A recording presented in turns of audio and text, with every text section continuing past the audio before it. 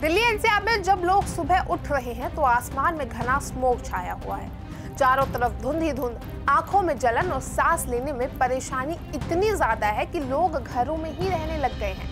राजधानी का air quality index AQI की बात करें तो लगातार बहुत खराब यानी कि वेरी पुअर कैटेगरी में बना हुआ है। और सोमवार की अगर बात कर ले तो सुबह 8 बजे CPCB के डेटा के मुताबिक ये 391 तक पहुंच चुका था। मौसम विभाग IMD और ट्रॉपिकल मेट्रोलॉजी इंस्टीट्यूट IITM ने अगले कुछ दिन भी यही हाल रहते की चेतावनी दी है, यानी हवाओं में सुधार की कोई उम्मीद फिलहाल तो नहीं दिख रही। अगर बात करें एम्स दिल्ली के आसपास के इलाकों की तो वहां सुबह AQI 378 रिकॉर्ड हुआ। अब ऐसे हालात में अस्पताल के मरीजों तक को सांस लेने में दिक्कत होना साफ बात है। पूरे शहर में जगह जगह मॉनिटरिंग सेंटर पर AQI बेहद ऊपर रहा।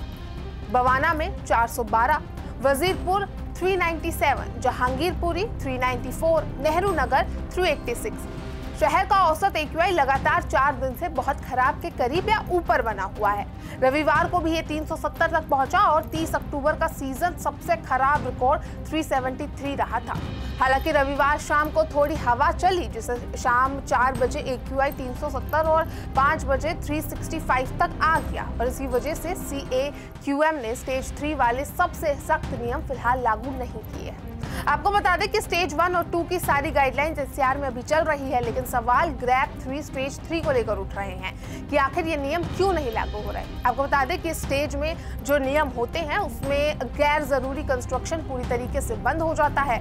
नर्सरी से लेकर 5वीं तक के सभी स्कूल हाइब्रिड मोड यानी कि ऑनलाइन ऑफलाइन शिफ्ट हो जाते हैं।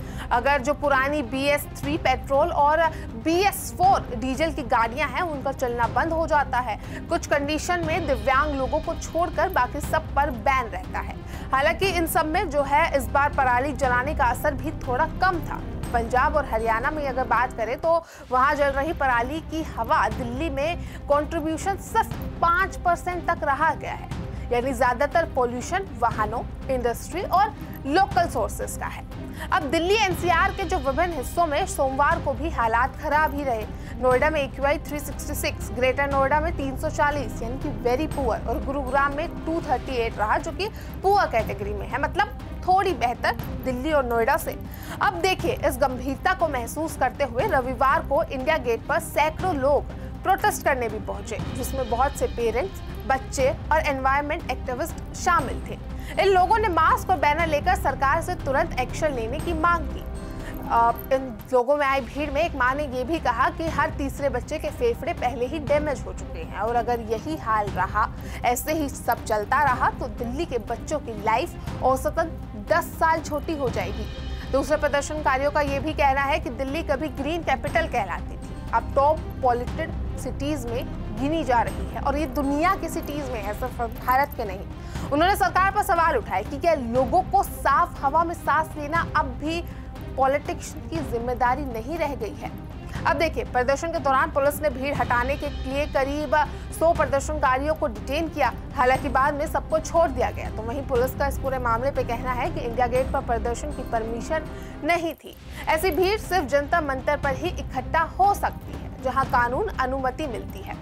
सेक्शन 163 BNSS लागू था और ऐसे एक्ट के तहत कुछ लोगों को पहले ही बताया गया था कि यहाँ विरोध संभव नहीं रहेगा।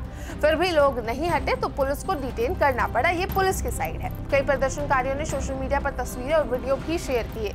कुछ ने पुलिस बसों में ले जाने, बच्चों और महिलाओं के साथ गलत व्यवहार जैसे आरोप लगाए हैं, जिन्हें दिल्ली पुलिस ने झूठा करार दिया है।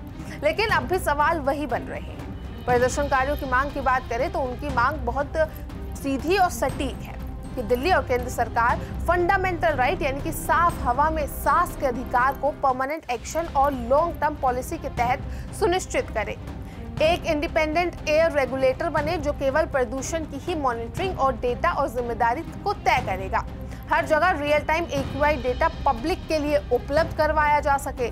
पब्लिक हेल्थ की सुरक्षा के लिए खास एडवाइजरी जारी की जाए और पोल्यूशन कंट्रोल पर जो भी पैसे खर्च हो रहे हैं उसका रियल अकाउंट सामने आए कि कितना पैसा खर्च हो चुका है या कितना होने वाला है और कितना हो रहा है। पूरे दिल्ली NCR में लोगों को सलाह दी जा रही है कि जरूरी ना हो तो बाहर निकलने से बचें और बाहर जाते समय मास्क जरूर पहनें। लेकिन सवाल है कि अगर बच्चे और बुजुर्गों को सांस की बीमारी वाले लोगों के लिए बाहर भेजने से बचाने को बोला जा रहा है, अब घर के दरवाजे और खिड़कियां बंद रखें ताकि धुआं अंदर ना आ सके, यानी कि अपने घर में बंद रहे, डॉक्टरी सलाह का पालन करें और रेड अलर्ट केवल एक्यूआई वाले दिन एक्टिविटी कम से कम रखें। इसके साथ जो एनवायरमेंटल एक्सपर्ट्स हैं उनका ये कहना है कि लोग सांस लेने के अधिकार की मांग कर रहे हैं, पर दिल्ली में आजकल ये राइट मिलना भी मुश्किल है।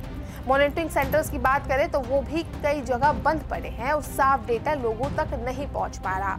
इसी के साथ ये भी आरोप लगे हैं कि पानी छिड़काव कर कुछ टाइम के लिए डेटा को स्तर घटाकर पोल्यूशन को छुपाने की कोशिश की जा रही है ताकि ग्रेप 3 ना लगाना पड़े।